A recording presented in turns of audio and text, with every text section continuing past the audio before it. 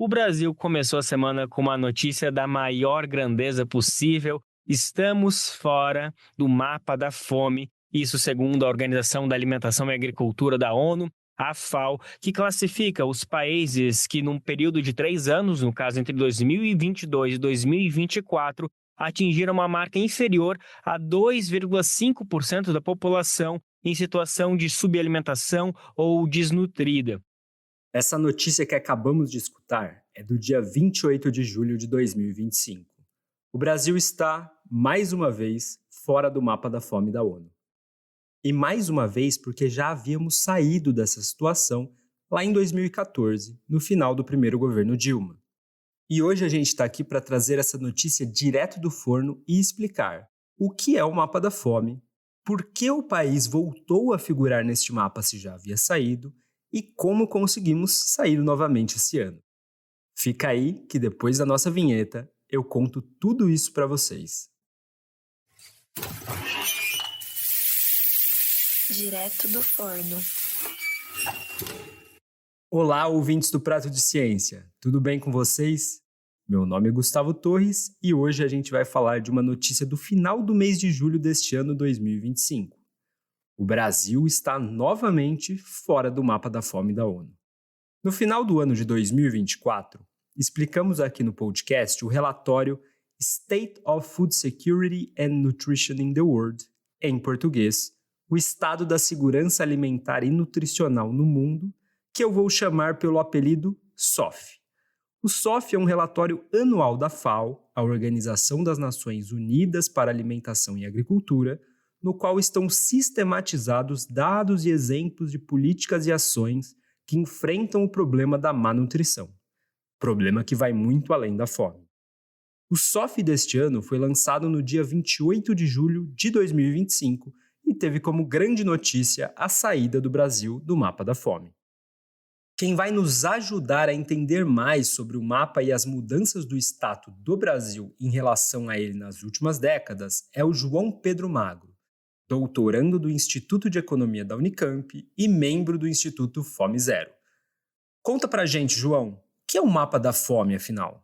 Bom, o mapa da fome em si, ele na verdade é derivado de um indicador criado pela FAO para observar o fenômeno da insuficiência alimentar, né? O mapa da fome ele é criado mais ou menos em 1999, mas o Brasil foi um dos poucos que conseguiu sair do mapa da fome e que semana passada a gente comemorou que saiu de novo do mapa da fome. Ou seja, o que é sair do mapa da fome, né? Significa que menos de 2,5% da população brasileira corre o risco de não comer o mínimo necessário em calorias para não manter uma dieta, né, saudável e não manter a sua saúde em níveis aí aceitáveis, vamos colocar assim. O João explicou que o método de análise da fome que a FAO utiliza se chama POU, da sigla em inglês Prevalência de Desnutrição, ou seja, é um método diferente daquele que falamos lá no nosso primeiro episódio sobre a fome, que foi criado aqui na Unicamp e chama Escala Brasileira de Insegurança Alimentar, a EBIA, que colocava 33 milhões de pessoas com fome, ou seja, 19% da população. E o POU, ele na verdade ele considera a disponibilidade alimentar nacional, então os estoques de alimentos, né? Um consumo calórico per capita, né, mínimo por requisito, por indivíduo, e considera também a variabilidade no consumo pela renda e também no consumo energético. Quando eu estou colocando aqui consumo energético, é a demanda energética do corpo, né, corpórea. Então, ele é um indicador muito macro da fome, mas ele é muito importante porque ele capta algumas características que estão ligadas ao consumo alimentar e principalmente ao consumo calórico, né? Então, a gente está falando qual que é o mínimo diário de calorias para o indivíduo conseguir fazer a manutenção da sua saúde, né? E conseguir fazer todas as suas atividades. Ou seja, enquanto a fome na EBIA é estimada por questionários a partir de dados qualitativos, a fome da FAO é calculada por dados quantitativos referentes a calorias. Não existe uma maneira certa ou errada de fazer esse cálculo. São apenas 2 métodos diferentes, mas que não podem ser comparados. Isso quer dizer que temos que comparar o resultado de 2025 com o de 2021, quando nós voltamos ao mapa da fome da ONU. Mas antes disso, lá em 2014, a gente já tinha saído do mapa da fome. O que foi feito da primeira vez para que a gente conseguisse esse feito? E como era a situação alimentar lá quando o mapa foi produzido pela primeira vez? Em 2001, cerca de 10% da população sofria risco de não ter a alimentação calórica mínima, né? Então, se a gente for para pensar, de 2001 até 2014, que é quando a gente sai, em 13 anos, a gente tem quase uma revolução, né? O primeiro passo muito importante foi ali no início, né, 2003, por exemplo, com a implementação do programa Fome Zero. Então você tem mobilizações, você tem planos de governo, você tem planos de políticas públicas, de integração entre políticas públicas. Ou seja, em resumo, você tem uma vontade política, né, de se combater a fome, a pobreza, de você reestruturar o sistema alimentar de uma maneira que ele seja mais inclusivo, principalmente para as pessoas que estão à margem dele e não conseguem acessar alimentos. Uma característica clássica da pobreza rural no Brasil, né, onde você não tem acesso à terra, não tem acesso a alimento, tem pouco acesso à renda também. Então, assim, a gente sai do mapa da fome da primeira vez porque a gente tem uma organização de um projeto que relaciona uma miríade de políticas públicas que vai desde do lado do fornecimento de alimentos, por exemplo, através do PNAE nas escolas, também se desenvolve e aumenta, né, em volume o PA, né, que é o Programa de Aquisição de Alimentos Público. Você também tem a instituição do Cartão Fome Zero, né, depois você tem a instituição do Programa Bolsa Família. Isso, junto com algumas outras políticas macroeconômicas, né, que já trazendo um pouco mais para a economia, que é, por exemplo, a valorização do salário mínimo, estímulo à criação de empregos formais, mas uma miríade de políticas públicas que primeiro tiram a gente desse mapa da fome. Política. Não tem uma resposta para além dessa. Foi assim que a gente saiu do mapa da fome pela primeira vez. Afinal, a alimentação é um dever do Estado, já que o alimento é um direito inalienável do ser humano. O programa Fome Zero também foi tratado aqui no Prato de Ciência, no nosso primeiro episódio sobre a fome, em que conversamos com Walter Bellick, professor da Unicamp e um dos formuladores do programa. O Bellick contou pra gente que havia mais de 50 políticas públicas que se relacionavam com o programa. Dentre elas, a gente pode citar a alimentação escolar, educação nutricional, alimentação do trabalhador, o PAT, cozinhas comunitárias, programa de cisternas, banco de alimentos, feiras, estoques públicos de alimentos e por aí vai. Mas o que aconteceu que fez o Brasil entrar novamente nesse mapa? O Brasil volta ao mapa da fome, justamente pela desarticulação de todos esses sistemas que eu acabei de colocar aqui.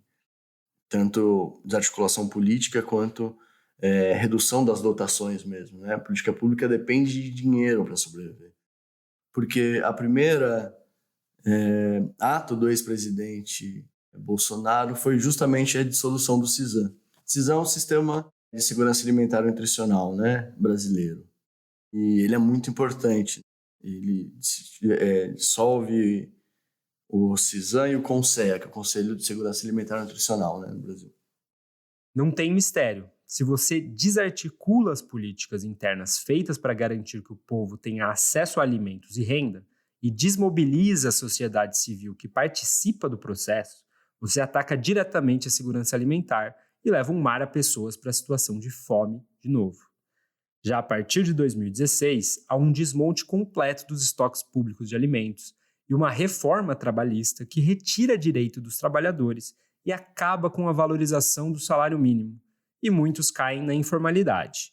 E aí, em 2021, voltamos ao mapa da fome com 4,1% da população em situação de fome.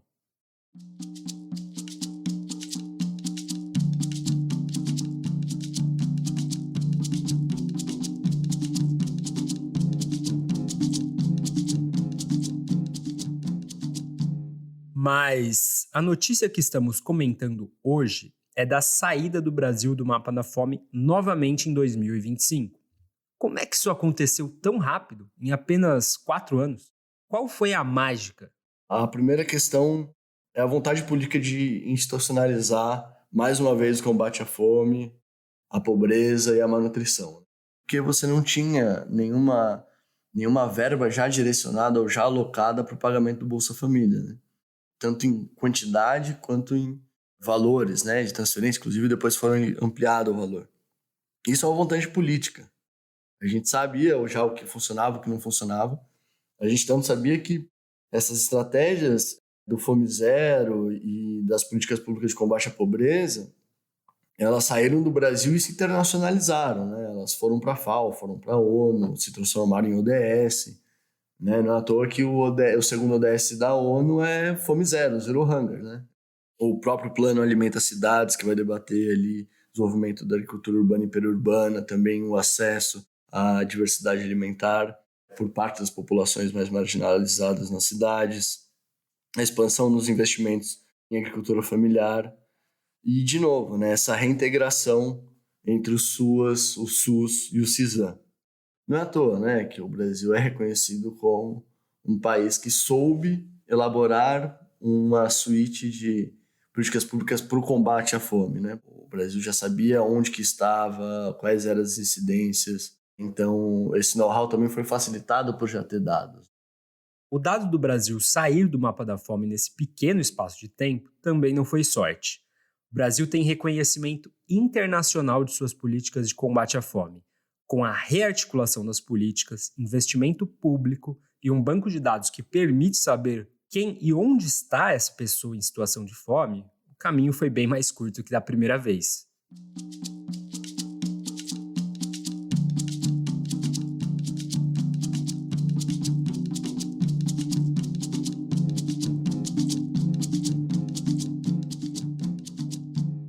Porém, nem tudo são flores. É importante ressaltar e manter o pé no chão em relação a uma coisa.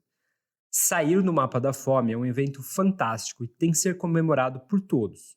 Porém, o mapa também pode omitir algumas informações importantes sobre o estado nutricional do país. Vou te dar um exemplo. Os Estados Unidos também estão fora do mapa da fome, mas uma pesquisa do Departamento de Agricultura dos Estados Unidos revela que 86% da população americana tem uma dieta de baixa ou muito baixa qualidade. Isso acontece porque os americanos consomem muitos alimentos ultraprocessados. Se você quer saber o que são esses produtos, vai lá no nosso feed e procure pelos 2 últimos episódios da segunda temporada, o episódio 44 e o 46, que falam sobre os ultraprocessados. Esses produtos são ricos em calorias e, portanto, podem matar essa fome analisada pelo mapa da fome. Mas essa substituição de calorias de alimentos in natura, minimamente processados e processados por alimentos ultraprocessados, leva a uma falta crônica de vários outros compostos da dieta. O professor José Graziano, ex-diretor da FAO e professor aposentado da Unicamp, em entrevista à Rádio Brasil de Fato, disse que a próxima batalha é contra os ultraprocessados e que essa será ainda mais difícil do que a própria batalha contra a fome. Ouve só o que o João falou pra gente. Primeiro você abre mão, por exemplo, de produtos frescos, você acaba reduzindo esse consumo. Você começa a reduzir proteínas. E normalmente quem tem um preço mais estável, até porque você está lidando com indústrias muito maiores, né, e com características de produto muito, por exemplo, com tempo de prateleira maior, que você consegue ter realmente uma estabilidade nos custos dele muito maior, menos suscetíveis, né, a uma série de fatores externos. Os produtos que têm essa estabilidade de preço normalmente são ultraprocessados. Então, quando você tem uma variação no preço, normalmente os ultraprocessados, vis-à-vis aos minimamente processados ou in natura, eles têm uma variação menor, né, nesse preço. E aí, quando você olha quais são as estratégias domiciliares para lidar com restrição alimentar, é trocar para os produtos com maior densidade calórica e menor custo por caloria. E esta preocupação com os alimentos ultraprocessados está explícita no relatório SOF 2025, já que o tema principal deste ano são os altos preços da alimentação.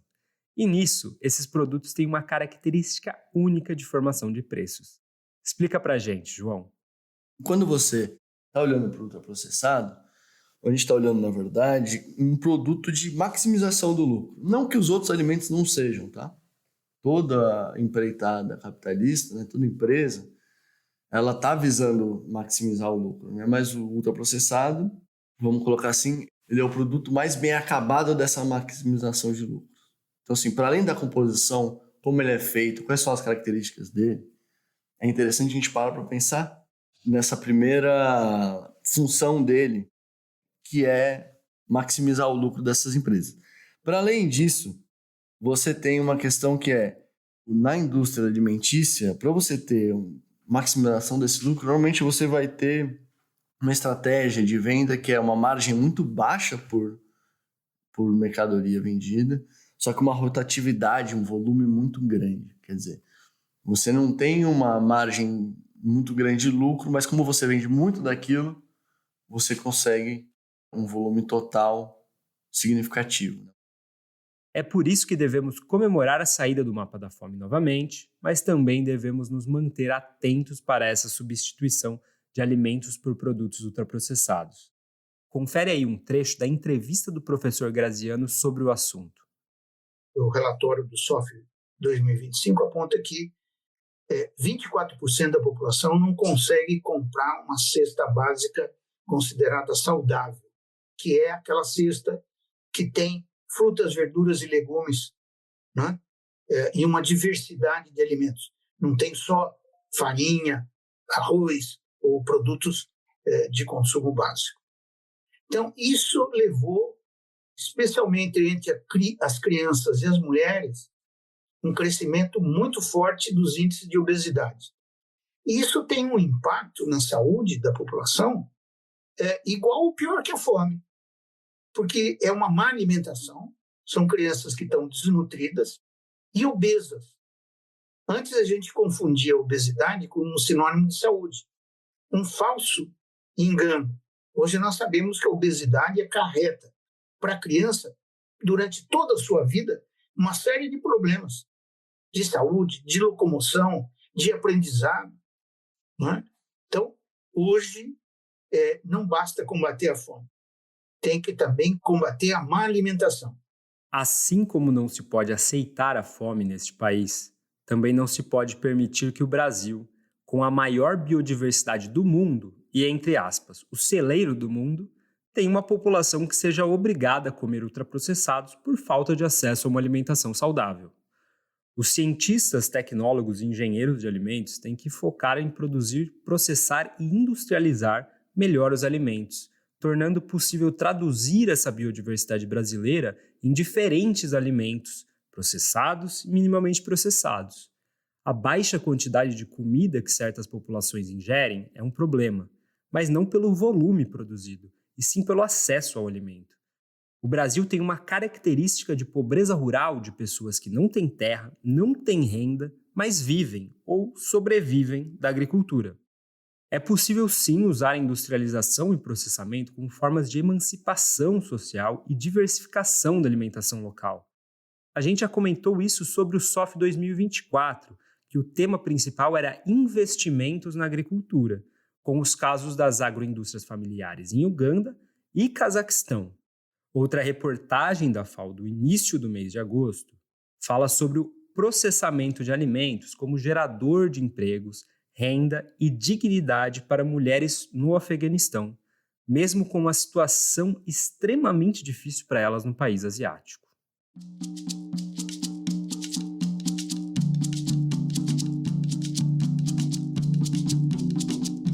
E hoje a gente fica por aqui. O Prato de Ciência é um projeto da Secretaria de Pesquisa da FEA que conta com o apoio da FAPESP, do Serviço de Apoio ao Estudante da Unicamp e da Pró-Reitoria de Extensão, Esporte e Cultura.